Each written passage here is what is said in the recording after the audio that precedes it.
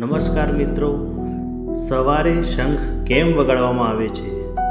શંખ વગાડવાની પવિત્ર માન્યતાઓ. હિન્દુ ધર્મમાં શંખને પવિત્ર માનવામાં આવે છે. માન્યતા છે કે શંખના ધ્વનિથી ઘરમાંથી નકારાત્મક શક્તિઓ દૂર કરે છે અને સકારાત્મક ઉર્જા ફેલાવે છે. શંખ ભગવાન વિષ્ણુનું પ્રતીક છે અને પૂજા કે આરતી સમયે વગાડવાથી દેવતાઓની કૃપા સદાય આપણા પર બની રહે છે. કહેવામાં આવે છે કે શંખનો નાદ બ્રહ્માંડના ઓમનો પ્રતિધ્વનિ છે, જે આપણા મનને શાંતિ, શક્તિ અને શુદ્ધ કરે છે. શંખ વગાડવા પાછળની પવિત્ર માન્યતાઓ આપણા શાસ્ત્રો અને પુરાણો સાથે ઊંડી રીતે જોડાયેલી છે. તેના વિશેની મુખ્ય માન્યતાઓ આ પ્રમાણે છે. પવિત્રતા અને શુદ્ધતા.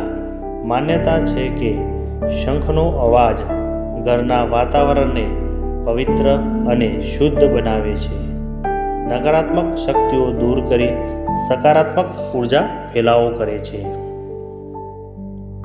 મંગળ કાર્યની શરૂઆત. કોઈ પણ પૂજા, આરતી કે શુભ કાર્યની શરૂઆત શંખનાદથી કરવામાં આવે છે, કારણ કે તે વિજય અને મંગળનું પ્રતીક છે. તે સંકેત આપે છે કે હવે પવિત્ર કાર્યનો પ્રારંભ થઈ રહ્યો છે. દેવતાઓની કૃપા. શંખ ભગવાન વિષ્ણુનો પ્રિય છે. શંખ વગાડવાથી વિષ્ણુજી તથા અન્ય દેવતાઓની કૃપા સદાય આપણને પ્રાપ્ત થાય છે.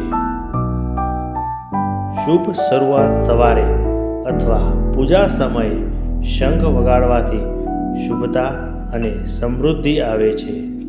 એવી માન્યતા છે, નવા કાર્યની શરૂઆત પહેલાં શંખ વગાડવાથી જે કાર્યમાં સફળતા મળે છે. દુષ્ટ શક્તિઓ દૂર થાય અને નકારાત્મકતાનો નાશ. શંખના ધ્વનિથી ઘરની નકારાત્મક ઉર્જા દૂર થાય છે અને પવિત્રતા વધે છે. શંખ વગાડવાથી લક્ષ્મીજી પ્રસન્ન થાય છે અને દુષ્ટ શક્તિઓ દૂર ભાગવે છે, અને તેથી ઘરમાં શાંતિ અને સમૃદ્ધિ બની રહે છે. બ્રહ્માંડના નાદનું પ્રતીક. શંખનો અવાજ ઓમ જેવી તરંગો પેદા કરે છે. એવું માનવામાં આવે છે કે શંખ વગાડતી વખતે જે ધ્વનિ ઉત્પન્ન થાય છે તે બ્રહ્માંડના મૂળ અવાજ ઓમ જેવો હોય છે. આ નાદ આખા ઘરમાં સકારાત્મક ઉર્જા ફેલાવે છે અને વાતાવરણને પવિત્ર બનાવે છે.